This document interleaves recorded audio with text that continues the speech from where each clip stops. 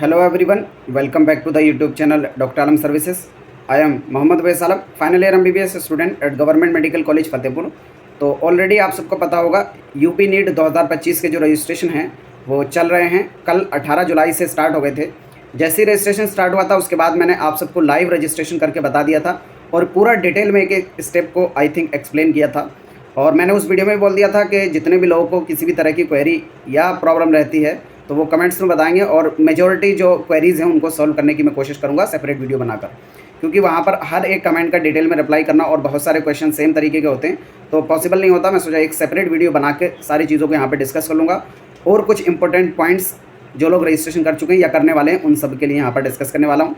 हमारे चैनल पर एक ही चीज़ कॉमन रहती है, वो है कि जितने भी स्टूडेंट हैं अगर वो किसी भी समस्या से लेकर परेशान हैं तो वो अगर कमेंट करते हैं तो हमारी कोशिश रहती है कि ज़्यादा से ज़्यादा लोगों के कमेंट्स का रिप्लाई करते हैं। हो सकता है कुछ लोगों का रह जाए। उसके बाद भी अगर किसी को एकदम पर्सनलाइज्ड सर्विस चाहिए कि एकदम जो भी क्वेरीज़ हैं उनकी इंस्टेंट रिप्लाई मिले और हर एक चीज़ का समाधान रहे, तो उनके लिए पेड काउंसलिंग की सर्विस रहती है। तो जो लोग व्हाट्सअप पे जाकर पूछते हैं उसी लिए हम वहाँ पर उनको मैसेज प्रोवाइड कर देते हैं कि आप पेड काउंसलिंग ज्वाइन कर लीजिए। हर तरह की जो आपकी सहूलियत उसमें प्रोवाइड की जाएगी, लेकिन फ्री ऑफ कॉस्ट। तो जो आप लोग मैसेज करेंगे कमेंट्स के रिप्लाई में उसका हम ज़्यादातर का कोशिश करते हैं कि रिप्लाई मिल जाए आपको, क्योंकि यही ज़्यादा इंपॉर्टेंट टाइम होता है। ओवरऑल तो जो कट ऑफ वगैरह होता है आदमी कहीं भी देख सकता है, लेकिन रजिस्ट्रेशन के टाइम पे कोई गलती हो गई है या कैसे प्रोसेस पूरा प्रोसीड करना है वो ज़्यादा इंपॉर्टेंट होता है। तो हमारी कोशिश रहती है उसमें रिप्लाई करते हैं। तो सबसे पहले तो यहाँ पर कुछ इंपॉर्टेंट चीज़ मैं आपको बता देता हूँ और फिर जो बाकी के बचे हुए कमेंट्स के रिप्लाई हैं उनको डिस्कस करेंगे। तो जब आप ऑफिशियल वेबसाइट पर पहुँचेंगे तो रजिस्ट्रेशन वाले सेक्शन में जाएंगे तो कुछ चीज़ें आपको दिख रही हैं। पहला ऑप्शन है रजिस्ट्रेशन यूजी, तो यहाँ से आप जाके लॉगिन करेंगे और रजिस्ट्रेशन अपना करेंगे। रजिस्ट्रेशन करने के बाद आपको जो है अपनी रजिस्ट्रेशन फ़ीस पेमेंट करना है। अगर वहाँ से नहीं कर पाए तो यहाँ इस ऑप्शन से जाकर कर सकते हैं।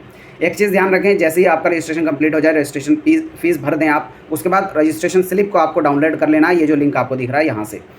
और उसके बाद आपको जब पोर्टल पर अपने लॉगिन करेंगे वहीं से आपको अपने फॉर्म को डाउनलोड करने का ऑप्शन मिलेगा, उसको भी डाउनलोड करके रखना है। और सिक्योरिटी अमाउंट जमा करने के बाद सिक्योरिटी अमाउंट की स्लिप को भी डाउनलोड करके रखना है। तो तीनों चीज़ें आपको जो है डाउनलोड करके रखनी है, क्योंकि ये आपकी जब काउंसलिंग करेंगे कॉलेज में एडमिशन लेने जाएंगे उस टाइम पे ज़रूरत पड़ेगी। फिर अगली चीज़ आती है स्टूडेंट को, वो है नोडल सेंटर से रिलेटेड और जो डॉक्यूमेंट्स का वेरिफिकेशन होना है।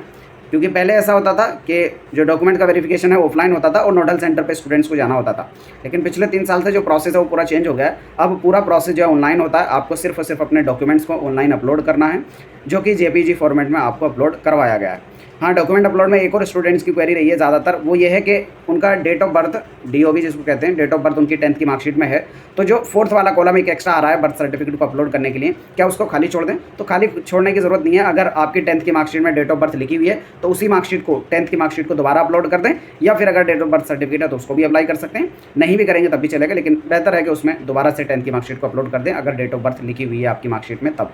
अगर नहीं लिखी है तो आपको डेट ऑफ बर्थ सर्टिफिकेट ही लगाना पड़ेगा, ठीक है। फिर बात आती है कि आपका जो डॉक्यूमेंट वेरिफिकेशन वो ऑनलाइन होगा कि ऑफलाइन। तो आप पूरा प्रोसेस ऑनलाइन होना है, आपको कुछ भी नहीं करना है। जो नोडल सेंटर आप सेलेक्ट कर रहे हैं उसमें मैंने बताया था कि आप जहाँ के रहने वाले हैं उससे पास के कॉलेज को सेलेक्ट कर लें, ताकि अगर डॉक्यूमेंट वेरिफिकेशन में किसी तरह की कोई प्रॉब्लम होती है तो आप फिजिकली जाके उनके ऑफिस में अपनी प्रॉब्लम को जो है सॉल्व करवा सकें। अदरवाइज़ तो सारा प्रोसेस अपने आप हो जाएगा, ऑनलाइन हो जाएगा। फिर चीज़ आती है कि जो आपका वेरिफिकेशन होगा ऑनलाइन, क्या उसके बाद आपके पास मैसेज आएगा? तो देखो, हो सकता है कि वेरिफिकेशन का मैसेज आए और हो सकता है नहीं भी आए, लेकिन फिर सवाल आएगा कि आपको कैसे पता चलेगा? तो आपको चेक करने के लिए यहाँ जो ऑप्शन दिया गया है चेक वेरिफिकेशन स्टेटस, यहाँ से आप चेक करेंगे, मैं अभी आपको बताऊंगा। दूसरा, ऐसे स्टूडेंट जिनका डॉक्यूमेंट किसी भी वजह से रिजेक्ट हो गया, या उन्होंने साफ इमेज नहीं डाली थी इस वजह से, या गलत डॉक्यूमेंट अपलोड कर दिया इस वजह से, अगर किसी का वेरिफिकेशन में प्रॉब्लम आता है तो उनको ईमेल और मैसेज ज़रूर आएगा। दोनों में से हो सकता है दोनों आए, ईमेल भी और मैसेज भी, या फिर कम से कम एक चीज़, ईमेल तो आएगी ही आएगी अगर आपके डॉक्यूमेंट में प्रॉब्लम होती है तो। अगर डॉक्यूमेंट में प्रॉब्लम नहीं होगी तो हो सकता है कि मैसेज आए और हो सकता है नहीं भी आए, लेकिन अगर प्रॉब्लम होगी किसी भी डॉक्यूमेंट में तो आपको मेल आएगा और आपको दोबारा से अपलोड करने के लिए लिंक दिया जाएगा। दोबारा अपलोड करने के लिए कैसे करना होगा? यहीं पर जो आपको दिख रहा है ऑप्शन डॉक्यूमेंट री अपलोड। अभी अगर आप लॉगिन करेंगे तो वहाँ पर ऑप्शन नहीं आएगा, लेकिन अगर आपके डॉक्यूमेंट में कोई भी डिफेक्ट है, कोई प्रॉब्लम है, तब आपको यहाँ पर ऑप्शन दिखेगा दोबारा अपलोड करने का। तो इसीलिए मैंने कहा था कि रजिस्ट्रेशन आप लोग जल्दी कर दें, ताकि जो वेरिफिकेशन जल्दी स्टार्ट हो जाएगा और किसी की अगर कोई प्रॉब्लम भी होगी तो अभी 10 दिन का टाइम है, आराम से उसको दोबारा अपलोड करने का मौका मिल जाएगा फर्स्ट राउंड से पहले ही, ठीक है। वेरिफिकेशन स्टेटस कैसे चेक करना है कि आपके डॉक्यूमेंट वेरीफाई हुए या नहीं हुए, वो मैं आपको बता देता हूँ। ये जो डिटेल दी है चेक वेरिफिकेशन स्टेटस, इस पर आपको क्लिक करना है। फिर आपके सामने नॉर्मल इंटरफेस जो है इनका वेबसाइट का खुल जाएगा, जिसमें आपको अपना रोल नंबर, नीट का एप्लीकेशन नंबर और कैप्चा डाल के जब आप लॉगिन कर लेंगे तो आपके सामने कुछ इस टाइप का इंटरफेस खुलेगा, जिसमें आपको यहाँ पर रजिस्ट्रेशन फीस स्लिप को डाउनलोड करने का ऑप्शन आएगा, रजिस्ट्रेशन फॉर्म को डाउनलोड करने का ऑप्शन आएगा, यहाँ से आप लोग कर सकते हैं। और यहाँ पर जो कैंडिडेट रजिस्ट्रेशन नंबर है वो दिखेगा आपको, और यहाँ पर डॉक्यूमेंट वेरिफिकेशन का स्टेटस आपको दिखेगा, और स्टेटस में अभी दिख रहा है नॉट वेरीफाइड, क्योंकि रात ही हमने इनका जो फॉर्म भरा था। नॉर्मली आप पूछेंगे कि कब तक जो है वेरिफिकेशन हो सकता है, तो अगले 4 से 5 दिन के अंदर जो है ज़्यादातर लोगों का हो जाएगा, क्योंकि जैसे जैसे फॉर्म भरते जाएंगे ये अगले दिन से ही वेरिफिकेशन स्टार्ट कर देते हैं। तो आज हो सकता है जैसे ही ऑफिस खुलेगा 10 बजे के बाद जो है वेरिफिकेशन स्टार्ट हो जाएगा। उसके बाद धीरे धीरे जो है जिस तरीके से फॉर्म आए थे, जिसका पहले भरा गया था उसका पहले वेरिफिकेशन होगा, इस तरीके से जो है फॉर्म का वेरिफिकेशन होता रहेगा। जब वेरिफिकेशन हो जाएगा तो यहाँ पर आ जाएगा वेरीफाइड, और अगर कोई डिफेक्ट है यहाँ पर तो आ जाएगा डिफेक्टिव लिखा हुआ, और उसमें आपको डॉक्यूमेंट दोबारा से अपलोड करने का ऑप्शन यहाँ पर भी आ जाएगा आपकी मेन्यू के अंदर, ठीक है। और अगर नॉट वेरीफाइड दिखा रहा है तो इसका मतलब अभी जो है आपका प्रोसेस चल रहा है, वेरिफिकेशन उन्होंने देखा नहीं है आपका, ठीक है। फिर कुछ बच्चों का जो डाउट रहा है वो फीस पेमेंट से रिलेटेड रहा है, रजिस्ट्रेशन की और सिक्योरिटी अमाउंट फीस पेमेंट। देखो सिक्योरिटी पेमेंट के लिए आप यहाँ से जाएंगे और पे सिक्योरिटी मनी यहाँ से जाकर कर देंगे। कैसे करना है ये कल मैंने डिटेल में आपको बता दिया था। फिर उसके बाद आपको डाउनलोड रिसिप्ट आपको यहाँ से करनी है। जो बच्चों का डाउट रहा है वो ये रहा है कि वहाँ पर जो है 2 आपके पास ऑप्शन है, एक है SBI गेटवे और दूसरा है इरेजर पे, ठीक है।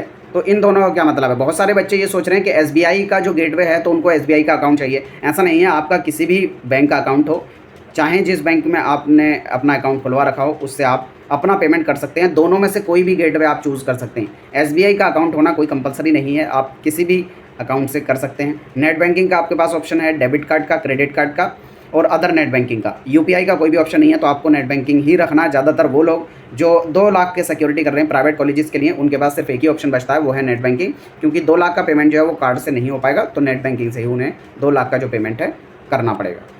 फिर अगला डाउट जो स्टूडेंट्स का रहा है वो है चॉइस फिलिंग से रिलेटेड। तो देखो अभी जो शेड्यूल आया था वो सिर्फ और सिर्फ रजिस्ट्रेशन का फ़ीस पेमेंट और सिक्योरिटी का फ़ीस पेमेंट, ये 3 काम जो है आपको करने हैं। अभी चॉइस फिलिंग की डेट नहीं आई है, अलग से सेपरेट शेड्यूल आएगा, उसमें आपको टाइमलाइन दिया जाएगा और चॉइस फिलिंग स्टार्ट होने से पहले ही आपकी जो मेरिट लिस्ट है वो आएगी, ठीक है। आपकी मेरिट लिस्ट आएगी पहले और फिर उसके बाद आप चॉइस फिलिंग करेंगे, फिर उसके बाद रिजल्ट आएगा।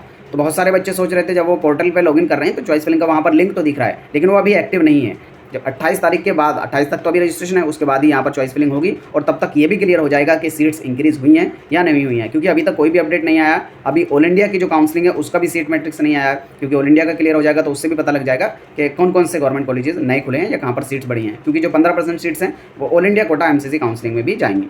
आपको चॉइस फिलिंग कहाँ से करनी पड़ेगी? तो ये जो सेक्शन आपको दिख रहा है काउंसलिंग वाला, यहाँ पर जाएंगे। अभी आपको सिर्फ MDS की चॉइस फिलिंग का ऑप्शन दिख रहा है, उसी तरीके से UG वाला जो ऑप्शन है यहाँ पर ऐड कर दिया जाएगा जैसे ही प्रोसेस स्टार्ट होगा, ठीक है।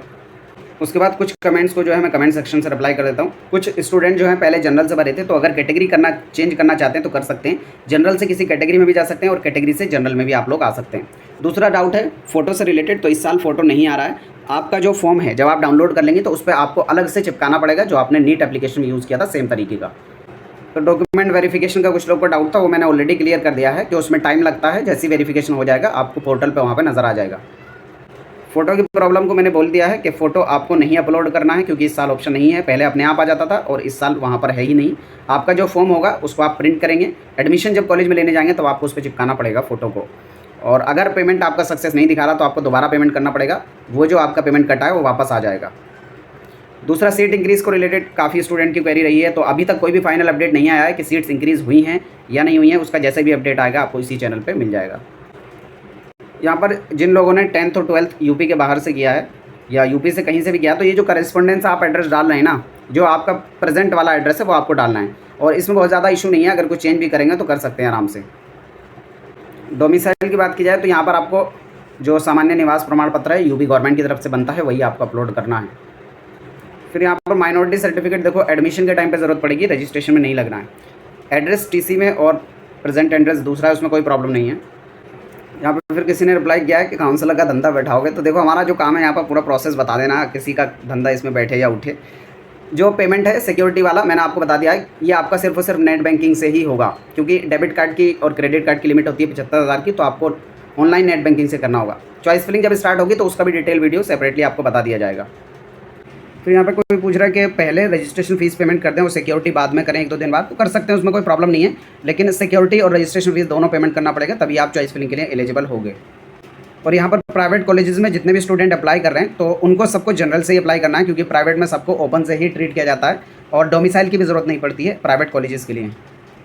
तो आई थिंक मेजोरिटी जो डाउट्स है वो कवर हो गए हैं। जितने भी बचे हैं डाउट्स आप इस वीडियो के कमेंट्स में बता देना, उनको अलग से डिस्कस कर लिया जाएगा, क्योंकि अदरवाइज़ वीडियो बहुत लंबी हो जाएगी। मिलते हैं नेक्स्ट वीडियो में, तब तक के लिए थैंक यू।